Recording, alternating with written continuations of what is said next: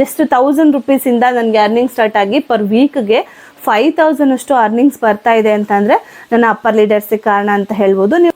And weekly ಯಾವ work from ಹೋಮಿಂದ ನನಗೆ amount ಬರ್ತಾ ಇದೆ, ಎಷ್ಟು ಅಮೌಂಟ್ ಬರ್ತಾ ಇದೆ.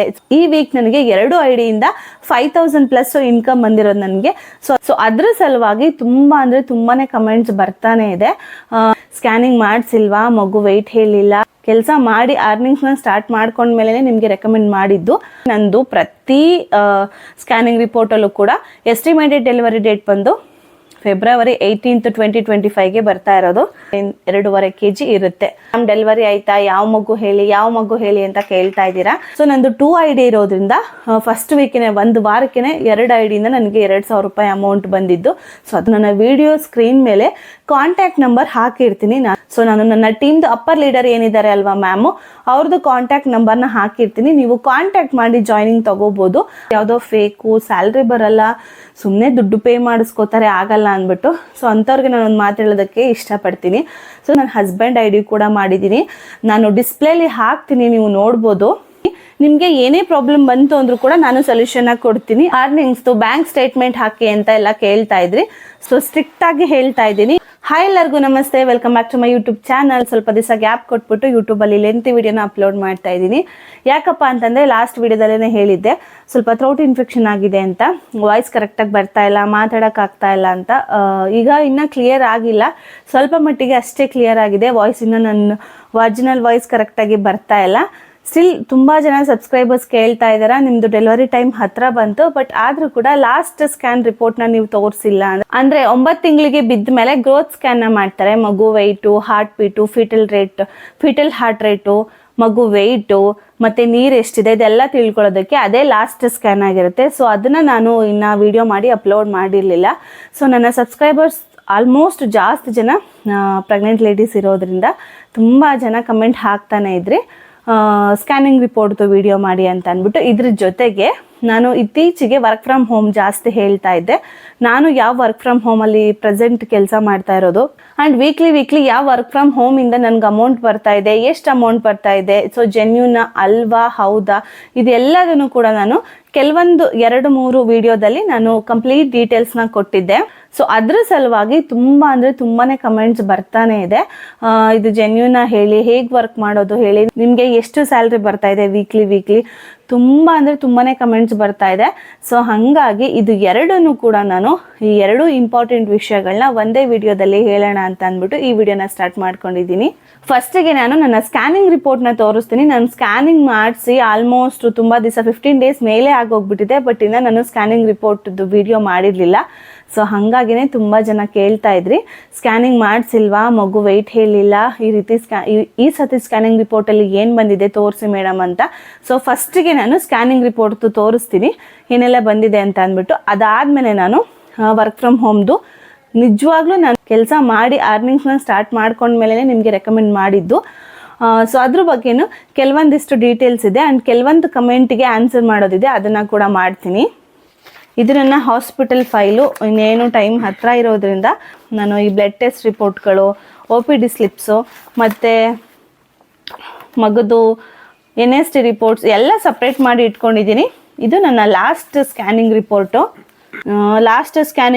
ನಾನು ಯಾವಾಗ ಮಾಡಿಸಿದ್ದು ಅಂದರೆ 23 ಜನವರಿ 23ಗೆ ನಾನು ಮಾಡಿಸಿರೋದು. ಇದು actually growth scan report. Almost ಎಲ್ಲ ಪ್ರೆಗ್ನೆಂಟ್ ಲೇಡೀಸ್ಗೂ ಗೊತ್ತಿರುತ್ತೆ. ಸ್ಕ್ಯಾನಿಂಗ್ ರಿಪೋರ್ಟಲ್ಲಿ ಸ್ಟಾರ್ಟಿಂಗೇ ನಮ್ಮದು LMP ಡೇಟ್ ಹಾಕಿರ್ತಾರೆ, ಎಷ್ಟು ವೀಕ್ಸ್ ಅಂತ ಹಾಕಿರ್ತಾರೆ.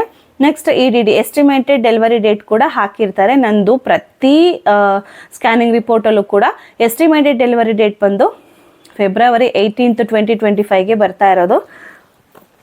ಈ ಸತಿನೂ ಅದೇ ಬಂದಿದೆ. ನೆಕ್ಸ್ಟ್ ಬಂದುಬಿಟ್ಟು ನೋಡ್ತಿರ್ಬೋದು, ನಾನು ಮೇಯ್ನು ಇದರಲ್ಲಿ ಏನೇನು ನೋಡ್ತೀನಿ ಅಂತಂದರೆ ಪ್ಲಾಸೆಂಟಾ ಪೊಸಿಷನ್ ನೋಡ್ತೀನಿ. ನನಗೆ ಇದು ಪ್ಲಾಸೆಂಟಾ ಪೊಸಿಷನ್ ಬಂದುಬಿಟ್ಟು ಪೋಸ್ಟಿಯರ್ ಇದೆ, ಗ್ರೇಡ್ 2nd ಗ್ರೇಡಲ್ಲಿದೆ ಪ್ಲಾಸೆಂಟಾ ಬಂದುಬಿಟ್ಟು. ನೆಕ್ಸ್ಟ್ ಬಂದುಬಿಟ್ಟು foetal activity present, cardiac activity present ಬಂದುಬಿಟ್ಟು ನನಗೆ 141 BPM ಇದೆ. ಫಸ್ಟೆಲ್ಲ ನನಗೆ 6 ಮಂತ್ 7 ಮಂತ್ ಅವ್ರ 5th ಮಂತಲ್ಲೆಲ್ಲ ನನಗೆ ಕಾರ್ಡಿಯಾಕ್ ಆಕ್ಟಿವಿಟಿ ಬಂದುಬಿಟ್ಟು ಜಾಸ್ತಿ ಬರ್ತಾಯಿತ್ತು, ಅಂದರೆ 150+ ಬರ್ತಾಯಿತ್ತು, 158 159ವರೆಗೂ ಬರ್ತಾಯಿತ್ತು. ಇದೇ ಫಸ್ಟ್ ಟೈಮ್ ನನಗೆ ಬಿಲೋ 150 ಬಂದಿರೋದು. ನೆಕ್ಸ್ಟ್ ಬಂದುಬಿಟ್ಟು ಬಯೋಮೆಟ್ರಿಯಲ್ಲಿ ಮಗುದು ಹೆಡ್ ಸರ್ಕಲ್ಸು ಫೀಟಲ್ದು ಇದೆಲ್ಲ ಕೊಟ್ಟಿರ್ತಾರೆ, ಯಾವ್ಯಾವ ವೀಕ್ಗಷ್ಟು ಮಗು ಬೆಳವಣಿಗೆ ಆಗಿದೆ ಅಂದ್ಬಿಟ್ಟು. ನನಗೆ ಪ್ರೆಸೆಂಟ್ ಬಂದ್ಬಿಟ್ಟು 36 ವೀಕ್ಸ್ 2 ಡೇಸ್, ಬಟ್ ಮಗು ಎಷ್ಟು ಗ್ರೋತ್ ಇದೆ ಅನ್ನೋದನ್ನ ಇಲ್ಲಿ ಕೊಟ್ಟಿರ್ತಾರೆ ಇರೋದಕ್ಕೆ, ಯಾವ ವೀಕ್ಗೆ ಕರೆಕ್ಟಾಗಿ ಮಗು ಗ್ರೋತ್ ಇದೆ ಅಂತ ಅಂದ್ಬಿಟ್ಟು. ಅದಾದಮೇಲೆ ನೆಕ್ಸ್ಟು ಮಗುದು ವೆಯ್ಟ್ ಕೊಟ್ಟಿದ್ದಾರೆ 3 kg 72 ಗ್ರಾಮ್ಸ್, 3072 ಅಂದರೆ 3 kg 72 ಗ್ರಾಮ್ ಇದೆ ಮಗು. ನಾನು ಅವಾಗಲೇ ಹೇಳಿದ್ನಲ್ಲ ಜನವರಿ 23ಗೆ ಸ್ಕ್ಯಾನಿಂಗ್ ಮಾಡಿಸಿದಾಗ ಆಲ್ಮೋಸ್ಟ್ 15 ಡೇಸ್ ಅಷ್ಟು ಆಗಿದೆ, ಆಲ್ಮೋಸ್ಟ್ ನಿಯರ್ 15 ಡೇಸ್ ಅಷ್ಟು ಆಗಿದೆ. ಮೇ ಬಿ ½ ಕಿಲೋ ಆದರೂ ಇವಾಗ ಮಗು ಡೆವಲಪ್ ಆಗಿರುತ್ತೆ. ಸೊ ಇದರಲ್ಲಿ ಇಷ್ಟೇ ಕೊಟ್ಟಿರೋದು. ನೆಕ್ಸ್ಟು ಮಗುದು ನೀರು ವಾಟರ್ ಎಷ್ಟಿದೆ ಅನ್ನೋ ಕೊಟ್ಟಿರ್ತಾರೆ, ಮಗು ಸುತ್ತ ನೀರಿರುತ್ತಲ್ಲ ಅದು ಎಷ್ಟಿದೆ ಅಂತ. ಲಾಸ್ಟ್ ಬಂದ್ಬಿಟ್ಟು ಎಸ್ಟಿಮೇಟೆಡ್ EDD 18 to 2025ಗೆ ಕೊಟ್ಟಿದ್ದಾರೆ. ಸೊ ಇದು ಇಷ್ಟೇ. ನೆಕ್ಸ್ಟು ಮೆಜರ್ಮೆಂಟ್ಸ್ ಎಲ್ಲ ಇಲ್ಲಿ ಕೊಟ್ಟಿರ್ತಾರೆ, ನನಗೆ ಅದು ಅಷ್ಟು ಗೊತ್ತಾಗೋದಿಲ್ಲ. ಸೊ ಇದನ್ನೇ ತುಂಬ ಜನ ಕೇಳ್ತಾ ಇದ್ರಿ, ಇನ್ಸ್ಟಾಗ್ರಾಮಲ್ಲೂ ಕೇಳ್ತಾ ಇದ್ರಿ, ಆ್ಯಂಡ್ ಯೂಟ್ಯೂಬಲ್ಲಂತೂ ತುಂಬ ಕಮೆಂಟ್ಸ್ ಬರ್ತಾ ಇತ್ತು. ನಿಮ್ಮದು ಲಾಸ್ಟ್ ಗ್ರೋತ್ ಸ್ಕ್ಯಾನ್ ರಿಪೋರ್ಟ್ ತೋರಿಸ್ಲಿಲ್ಲ ಮೇಡಮ್, ಮಗು ಹಾರ್ಟ್ ರೇಟ್ ಎಷ್ಟಿದೆ, ಪ್ಲಾಸೆಂಟಾ ನಿಮಗೆ ಲೋ ಹೆಂಗಿತ್ತಲ್ಲ, ಈಗ ಯಾವ ಪೊಸಿಷನಲ್ಲಿದೆ, ಆ್ಯಂಡ್ ಮಗು ವೆಯ್ಟ್ ಎಷ್ಟಿದೆ. ಮೇಯ್ನ್ ತುಂಬ ಜನ ನಿಮ್ಮ ಮಗು ವೆಯ್ಟ್ ಎಷ್ಟಿದೆ ಹೇಳಿ ಅಂತ ಕೇಳ್ತಾನೆ ಇದ್ರಿ. ಸೊ ಹಾಗಾಗಿ ತೋರಿಸಿದ್ದೀನಿ, ವಿತ್ ರಿಪೋರ್ಟ್ ನಾನು ನಿಮಗೆ ತೋರಿಸಿದ್ದೀನಿ. ಹೌದು, ನನಗೆ ಪ್ಲಾಸೆಂಟಾ ಟಿಲ್ 5th ಮಂತ್ವರೆಗೂ 5ನೇ ತಿಂಗಳವರೆಗೂ ಲೋ ಲೇಯಿಂಗಲ್ಲೇ ಇತ್ತು. ಸೊ ಆಲ್ಮೋಸ್ಟ್ ತುಂಬ ಬೆಡ್ ರೆಸ್ಟ್ ಮಾಡಬೇಕು, ಕೆಲಸ ಮಾಡಬಾರ್ದು, ಭಾರ ಎತ್ತಬಾರ್ದು, ಇದೆಲ್ಲ ಪ್ರೊಸೀಜರ್ನ ನಾವು ಮೇಂಟೈನ್ ಮಾಡ್ಕೊಂಬಂದರೆ ಅವರು ಡಾಕ್ಟರ್ ಏನೇನೆಲ್ಲ ಸಜೆಷನ್ ಕೊಟ್ಟಿರ್ತಾರಲ್ಲ ಅದನ್ನೆಲ್ಲ ನಾವು ಚಾಚು ತಪ್ಪದೆ ನಡೆಸ್ಕೊಂಡು ಬಂದರೆ ಪ್ಲೆಸೆಂಟಾ ನಾರ್ಮಲ್ ಆಗುತ್ತೆ. ಸೊ ನನಗೂ ಈಗ ಪ್ಲೆಸೆಂಟಾ ನಾರ್ಮಲ್ ಆಗೇ ಇದೆ, ಲೋ ಲೇಯಿಂಗಲ್ಲಂತೂ ಇಲ್ಲ. ಆ್ಯಂಡ್ ಮಗು ವೆಯ್ಟ್ ಕೂಡ ನೀವು ನೋಡ್ಬೋದು. ತುಂಬ ದಿನದ ಹಿಂದೆ ಆಲ್ಮೋಸ್ಟ್ ನನಗೆ 4th ಮಂತ್ ಇದ್ದಾಗ ನಾನು ಒಂದು ತುಂಬ ಹತ್ಕೊಂಡು ವಿಡಿಯೋ ಮಾಡಿದೆ, ಮಗು ಬಿಲೋ ವೆಯ್ಟ್ ಇದೆ. ಸೊ ಹಾಗಾಗಿ ಮಗು ಗ್ರೋತ್ 50% ಆಗಿಲ್ಲ ಅಂತ ಡಾಕ್ಟರ್ ಹೇಳಿದ್ರು ಅಂದ್ಬಿಟ್ಟು. ಬಟ್ ಇವಾಗ ಮಗು ಗ್ರೋತು ಅಡ್ವಾನ್ಸ್ಡ್ ಗ್ರೋತ್ ಬೇಬಿ ನಂದು.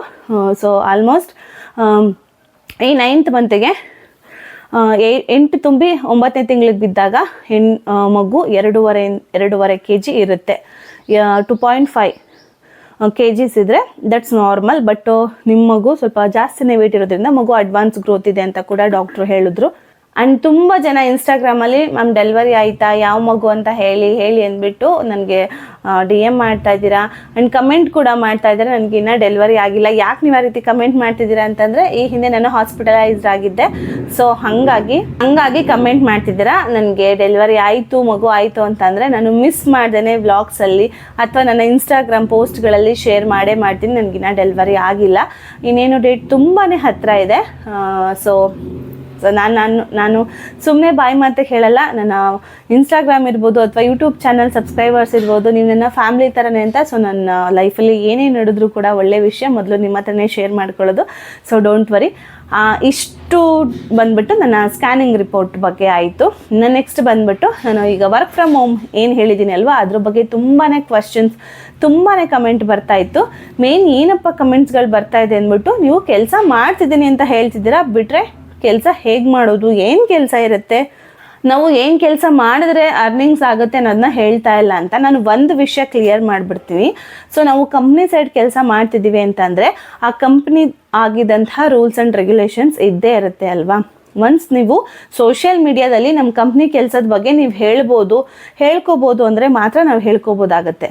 ಇಲ್ಲ ಮೇಡಮ್ ನೀವು ಹೇಳಂಗಿಲ್ಲ, ನಿಮ್ಮ ಕೆಲಸ ಎಷ್ಟಿದೆ ಅಷ್ಟು ಮಾಡ್ಕೊಳ್ಳಿ, ನಿಮ್ಮ ಅರ್ನಿಂಗ್ಸ್ ಎಷ್ಟಿದೆ ಅಷ್ಟು ಜೆನ್ಯೂನ್ ಆಗಿ ತೊಗೊಳ್ಳಿ, ನಮ್ಮ ಕಂಪ್ನಿ ಜಾಬ್ ಏನಿದೆ ಅದ್ರ ಬಗ್ಗೆ ನೀವು ಸೋಷಿಯಲ್ ಮೀಡಿಯಾದಲ್ಲಿ ಶೇರ್ ಮಾಡೋ ಹಾಗಿಲ್ಲ ಅನ್ನೋ ಕಂಪನಿ ರೂಲ್ಸ್ ಇತ್ತು ಅಂದರೆ ನಾವು ಎಲ್ಲೂ ಹೇಳೋಕ್ಕಾಗೋದಿಲ್ಲ.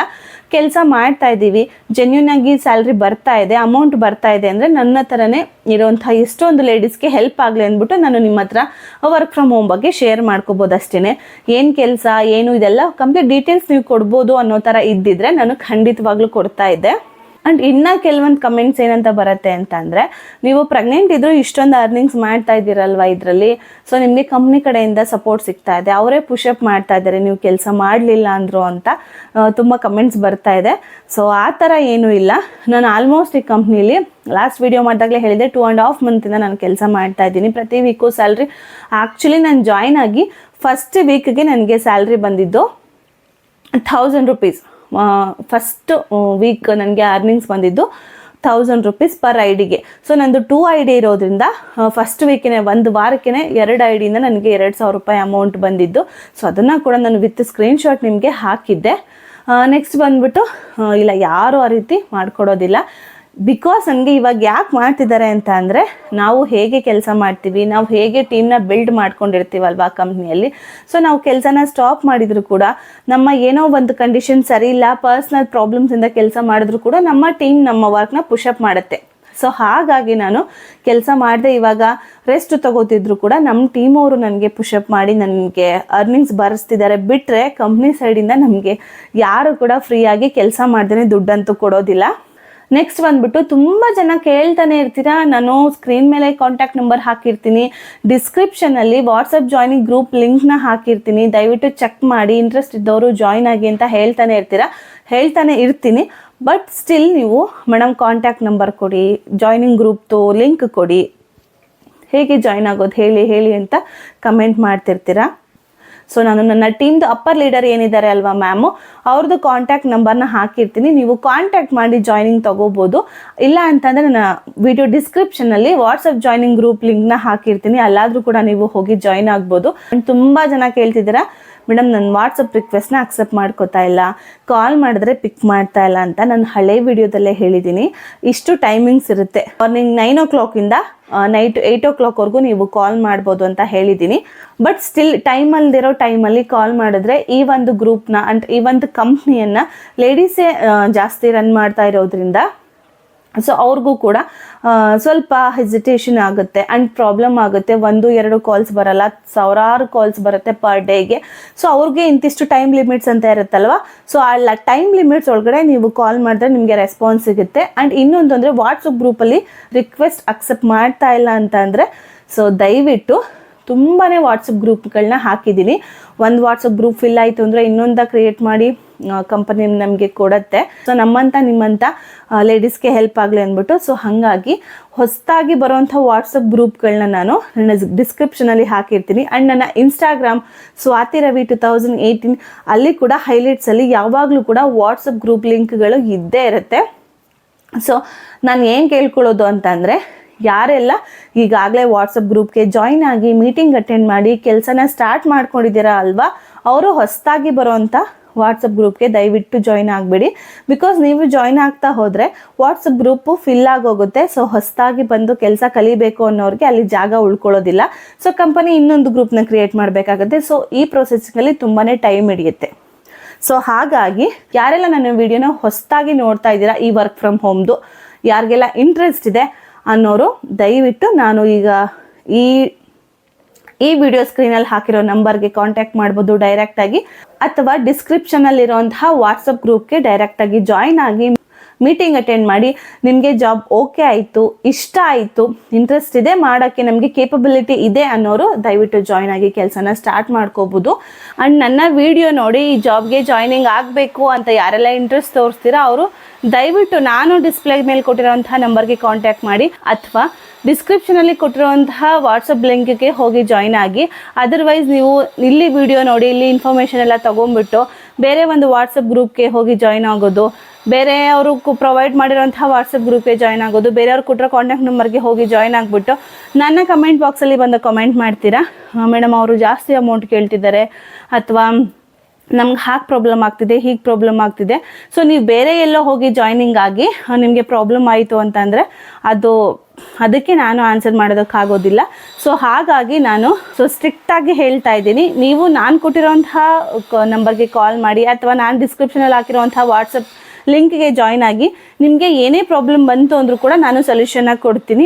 ಸೊ ಏನು ಸೊಲ್ಯೂಷನ್ ಬೇಕೋ ಅದು ನನ್ನ ಕಡೆಯಿಂದ ಸಿಗುತ್ತೆ.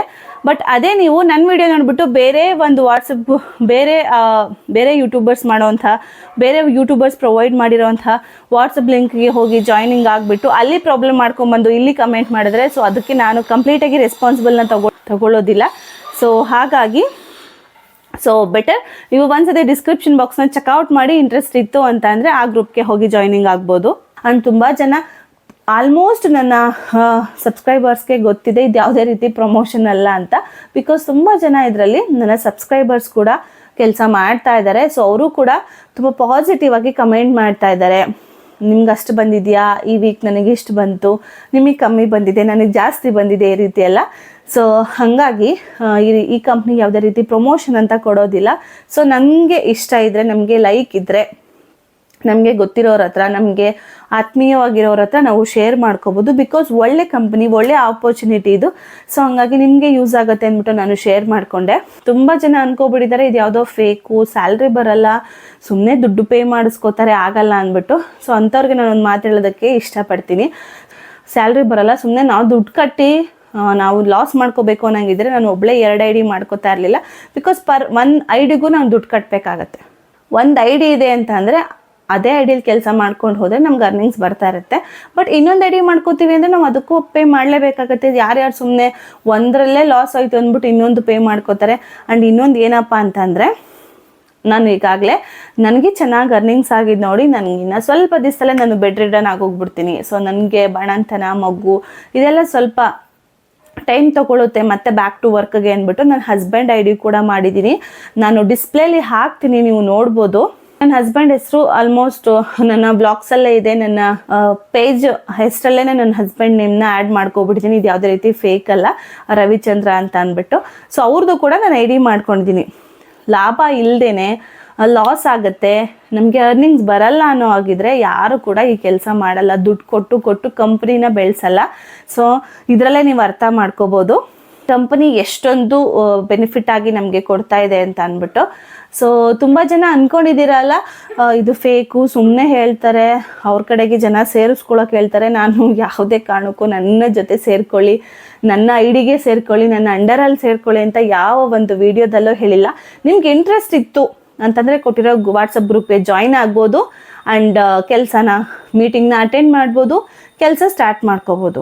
ಆ್ಯಂಡ್ ಹೊಸದಾಗಿ ಕೊಡೋ ವಾಟ್ಸಪ್ ಗ್ರೂಪ್ಗಳಲ್ಲಿ ನೀವು ನೋಡ್ಬೋದು, ನಾನು ಇರಲ್ಲ ಅಲ್ಲಿ. ಬಿಕಾಸ್ ನಾನು ಆಲ್ರೆಡಿ ತುಂಬ ಹಳೇ ಗ್ರೂಪ್ಗೆ ಜಾಯ್ನ್ ಆಗಿ ಕೆಲಸ ಕಲಿತು ನಾನು ಅರ್ನಿಂಗ್ ಸ್ಟಾರ್ಟ್ ಮಾಡ್ಕೊಂಡ್ಮೇಲೆ ಈಗ ಹೊಸದಾಗಿ ಬರೋವಂಥ ಗ್ರೂಪ್ಗಳಲ್ಲಿ ನಾನು ಇರೋದಿಲ್ಲ.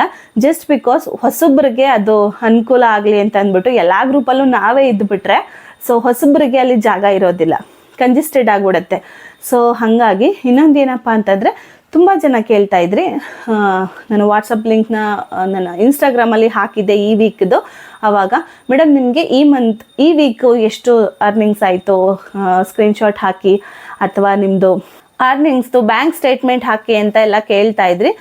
ಈ ವೀಕ್ ನನಗೆ 2 ಐಡಿಯಿಂದ 5,000+ ಇನ್ಕಮ್ ಬಂದಿರೋದು ನನಗೆ. ಸೊ ಅದು ಡೈರೆಕ್ಟ್ ಬ್ಯಾಂಕ್ದು ಸ್ಟೇಟ್ಮೆಂಟ್ ಏನು ಬರುತ್ತೆ ಅಲ್ವಾ, ನಂದು ಬ್ಯಾಂಕ್ದು ಮೆಸೇಜ್ ಏನು ಬರುತ್ತೆ ಅಲ್ವಾ, ಆ ಮೆಸೇಜ್ ನಾನು ಪಕ್ಕದಲ್ಲಿ ಸ್ಕ್ರೀನ್ಶಾಟ್ನ ಹಾಕಿರ್ತೀನಿ, ನೋಡ್ಕೋಬೋದು. ಯಾವುದೆಲ್ಲ ಎಡಿಟ್ ಮಾಡ್ಬೋದು, ಬಟ್ ನಾವು ಬ್ಯಾಂಕ್ದೇನು ಎಡಿಟ್ ಮಾಡಲ್ಲ. ಎಡಿಟ್ ಮಾಡಿ ವಿಡಿಯೋದಲ್ಲಿ ಹಾಕಿ ನಿಮ್ಮನ್ನ ನಂಬಿಸಿ ಕೆಲ್ಸಕ್ಕೆ ಸೇರಿಸ್ಬೇಕು ಅನ್ನೋದು ಏನೂ ಇಲ್ಲ ಅಲ್ವಾ. ಸೊ ನಂತರನೇ ನಿಮಗೂ ಯೂಸ್ ಆಗಲಿ ಅಂದ್ಬಿಟ್ಟು, ಒಂದು ಟ್ರಸ್ಟ್ ಬರಲಿ ಅನ್ನೋದಕ್ಕೋಸ್ಕರ ಮಾತ್ರ ನಾನು ಇದನ್ನು ಹಾಕ್ತಾ ಇರೋದು. ಸೊ ನೀವು ನೋಡ್ಕೋಬೋದು, ನನಗೆ 5,000+ ಅಮೌಂಟ್ ಬಂದಿದೆ ಪರ್ ವೀಕ್ಗೆ. ಸೊ ಇದಿಷ್ಟೇ ಉಳ್ಕೊಳ್ಳೋದಿಲ್ಲ, ವೀಕ್ಲಿ ಹೈ ಆಗ್ತಾ ಇರುತ್ತೆ. ಅವ್ರು 1 ವೀಕ್ ನಮ್ಗೆ ಕೆಲಸ ಸ್ವಲ್ಪ ಸ್ಲೋ ಆಯ್ತು ಅಂದರೆ ಸ್ವಲ್ಪ ಲೋ ಲೆವೆಲ್ಗೂ ಬರ್ಬೋದು. ತೀರಾ ಲೋ ಲೆವೆಲ್ಗೆ ಬರಲ್ಲ, ತುಂಬ ಕೆಳಮಟ್ಟಕ್ಕಂತೂ ಬರಲ್ಲ. ಒಂದು ಗೋಲ್ನ ಸೆಟ್ ಮಾಡಿ ನಾವು ಬಿಟ್ಟಿರ್ತೀವಿ ಕೆಲಸದಲ್ಲಿ ಅಂತಂದರೆ ಆ ಗೋಲ್ಗೆ ಕರೆಕ್ಟಾಗಿ ರೀಚ್ ಆಗ್ತಾ ಹೋಗ್ತಾ ಇರುತ್ತೆ ನಮ್ಮ ಅರ್ನಿಂಗ್ಸು ನಾವು ಕೆಲಸ ಮಾಡೋದ್ರ ಮೇಲೆ.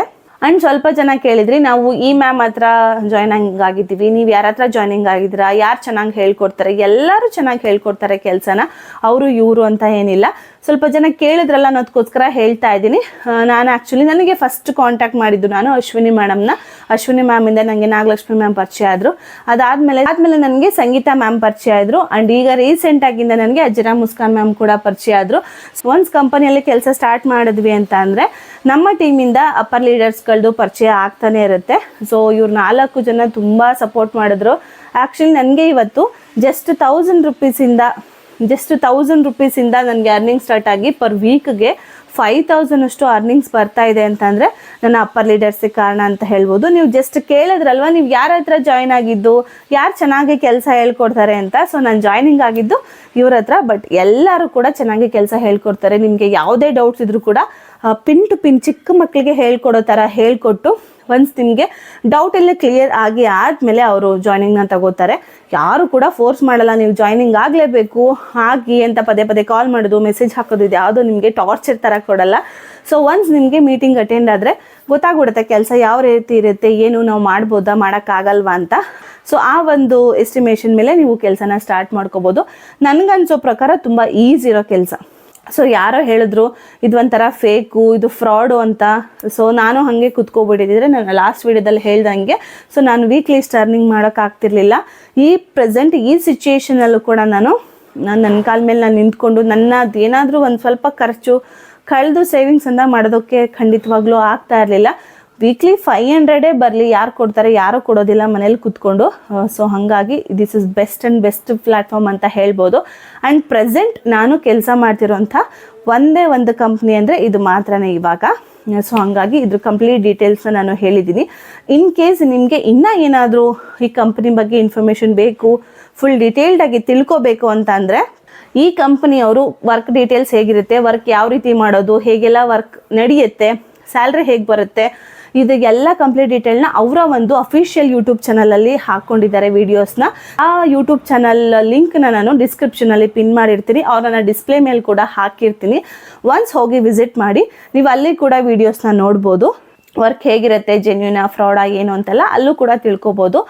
ಸೊ ನಿಮ್ಮ ಕೆಲವೊಂದು ಡೌಟ್ಸ್ನ ನಾನು ಕ್ಲಿಯರ್ ಮಾಡಿದ್ದೀನಿ ಅಂತ ಅನಿಸುತ್ತೆ. ಇನ್ನೂ ಡೌಟ್ಸ್ ಇತ್ತು, ನಿಮಗೇನಾದರೂ ನನ್ನ ಕಡೆಯಿಂದ ಇನ್ಫಾರ್ಮೇಷನ್ ಬೇಕಿತ್ತು ಅಂತಂದರೆ ದಯವಿಟ್ಟು ನನ್ನ ಕಮೆಂಟ್ ಸೆಕ್ಷನಲ್ಲಿ ಕಮೆಂಟ್ ಮಾಡಿ, ನಾನು ನೆಕ್ಸ್ಟ್ ವಿಡಿಯೋದಲ್ಲಿ ಹೇಳ್ತೀನಿ ಅವ್ರ ಕಮೆಂಟಲ್ಲೇ ಕೂಡ ರಿಪ್ಲೈ ಮಾಡ್ತೀನಿ ಅಂತ ಹೇಳ್ತಾ ವಿಡಿಯೋನ ಇಲ್ಲಿಗೆ ಸ್ಟಾಪ್ ಮಾಡ್ತೀನಿ. ಸೊ ಯಾರೆಲ್ಲ ಲಾಸ್ಟ್ವರೆಗೂ ನನ್ನ ವಿಡಿಯೋ ನೋಡಿದರೆ ನಿಮಗೆಲ್ಲರೂ ತುಂಬ ಅಂದರೆ ತುಂಬಾ ಥ್ಯಾಂಕ್ ಯು. ಹೀಗೆ ಸಪೋರ್ಟ್ ಮಾಡ್ತಾನೆ ಇರಿ. ಲಾಸ್ಟಲ್ಲಿ ವಿಡಿಯೋ ಇಷ್ಟ ಆಗಿದ್ರೆ ಒಂದು ಲೈಕ್ ಮಾಡೋದನ್ನು ಮರಿಬೇಡಿ ಅಂತ ಹೇಳ್ತಾ thank you for watching. Bye.